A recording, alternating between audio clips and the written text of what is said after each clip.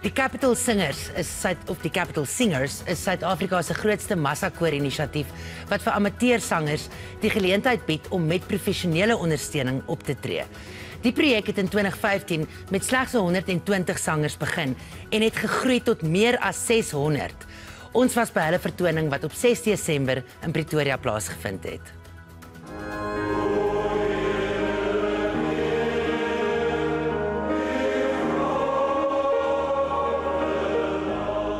Ek is heel van die begin af. Ek het die heel eerste produksie gedoen en ek het nie een enkele een gemis van daai dag af nie.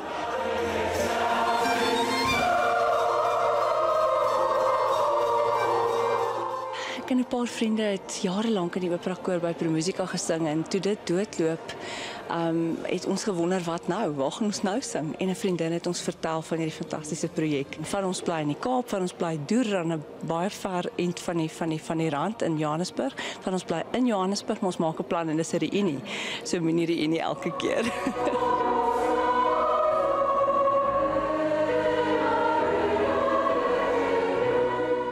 Elke mens het 'n behoefte om ergens te belong.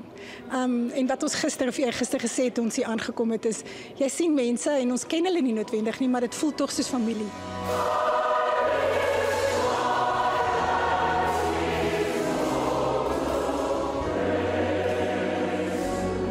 Capital Singers herinner mens daaraan dat daar mooi en wonderlike dinge in die lewe is wat 'n ou nie alles self op jou eie kan doen nie. Hier's 'n liedjie met die naam Kucho. Dis 'n liedjie wat vertel van God se vrede. Dis eintlik 'n gebed waar ons God se vrede vra in Afrika in ons land en hierdie lied voer my net mee.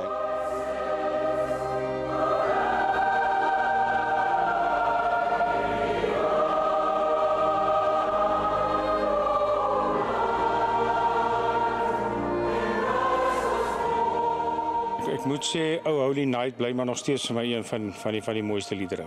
Die lewe is so gejaag deesdae en as mens vir daai oomblik net gaan bietjie stil sit nou en dink wat het werklik gebeur in die stilte van die nag en die betekenis wat dit vir ons as mens en mensdom gehad het, dan gryp dit jou vas in jou hart.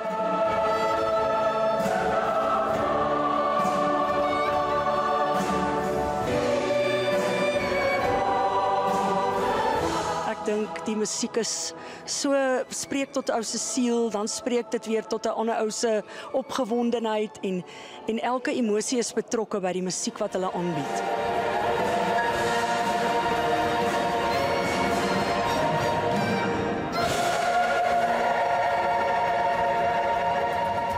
Ons het die vervaardiger van Capital Singers met ons vandag, die dirigent en komponis Christo Burger. Die gewilde sangers Lenel Kenneth en Corneel Miller is ook hier. Hoe wonderlik om julle hier te hê. Dankie. Christo, ek sien daar in die koor, daar's lede van wat die Libertas koor was. Ja. So vlieg hierdie mense van oral in. Hulle vlieg van oor die hele land in. Daar's wat van hulle wat elke jaar hierdie projek sien. En dan vlieg hulle sommer van oorsee af en dan maak hulle dit die eerste stop vir hulle vakansie om terug te kom met die families. En dan van hier af dan begin hulle vakansies. Ja, so hulle vlieg van heinde en ver om deel te wees van Capital Singers. Ongelooflik. Hoekom is dit belangrik dat mense amateurs ook sing? Weet jy wat? Ons het gesê dis nie wat jy doen nie, maar hoekom jy dit doen. En vir my is die belangrikste om as jy met die gemeenskap so werk, jy kom eintlik agter dit is die wonderlikste manier om brûe te bou. Dis om almal net weer te herinner dat enige iemand kan ook deel wees van iets groters en dit gee vir die sangers ook 'n geleentheid om deel te wees saam met al die professionele musisië, want wanneer gaan hulle nou die kans kry om saam met Janine Neethling te kan werk of op daai vlak te kan musiek maak. So ja, dit is ons ongelooflik elke keer. Corneel, jy was baie besig hierdie seisoen voor Kersfees, ook met optredes en so aan. Het jy ook so 'n gevoel van samehorigheid ervaar? Ja, absoluut. Kyk, die besige gedeelte is 'n groot voorreg vir enige kunstenaar in Suid-Afrika. So die samehorigheid is iets wat ek dink ons deel maak van iets groters. Ja. Lenel, en het jy ook agtergekom of het jy dalk agtergekom dat hierdie konserte miskien toeneem in gewildheid? Ek dink absoluut, na die pandemie het mense 'n behoefte om net saam te kom en 'n sin van gemeenskap te ervaar en die wonderlike ding wanneer mense saam sing met mense, like dis of julle op dieselfde frekwensie inklik by mekaar en dit is 'n pragtige manier om 'n lang jaar ook net af te eindig in die gees van vrede en gemeenskap. Ja, en nostalgie. En nostalgie, ja, maar op daai punt, vind jy dat daar 'n tipe Suid-Afrikaanse identiteit is by ons konserte? Ja, ek dink definitief so. Ons sing geweldig baie musiek van oorseese kunstenaars, maar die gehore maak dit vir 'n mens so wonderlik dat jy dit jou eie kan maak en dat ons dit met mekaar kan deel by elke spesifieke konsert. Christo, hoe kies julle julle repertoire? Ons sit gewoonlik as ons veral Kersfees, dan kyk ons wat is daar wat die nostalgie gaan terugbring, wat is daai resep van bietjie familietyd, goed wat jou herinner aan die ou tyd, maar ook om dit so te verweef, want ons het so skatkis van Suid-Afrikaanse musiek.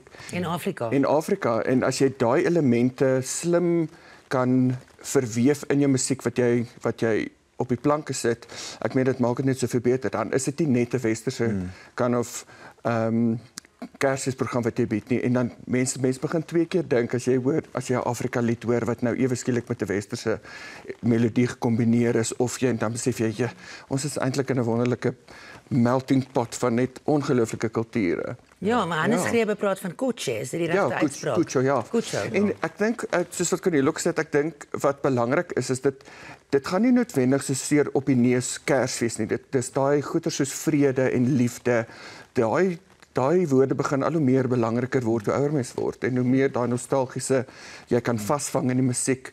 Al het dit niks met Kersfees te doen nie, maar jy sing iets van vrede, dan dit laat jou net 'n bietjie dink. Ja, wat natuurlik nog 'n belangrike tegniese punt is, voel ek, en ons het eintlik daaroor gepraat bietjie vroeër, is ons het ongelooflike verwerkers en orkestreerders in Suid-Afrika. Ja. So die musiek wat jy sing, al klink dit jaar na jaar dieselfde as melodielyn, is dit nie vir ons dieselfde nie, want orkestrasies is anders, die verwerkings is iets heeltemal anders, so dit bly elke jaar 'n nuwe uitdaging ook. Ja, en die kombinasie wat ons dink. Ja, en die kombinasie van musikante verander ook elke opvoering. Ek wil ook vir jou vra, is dit dan belangrik om dit lig en redelik ernstig te hou? Want dit klink vir my, as ek luister na wat Christo sê, dat die temas nie noodwendig net kerklik is nie, dit is ook universeel, dit gaan eintlik meer oor die mens. Absoluut, dis menslik. En ek dink in elke goeie gebalanseerde program wil 'n mens raak op dit wat vreugdevol is en ook dit wat vir jou soos wat jy genoem het, die nostalgie terugbring.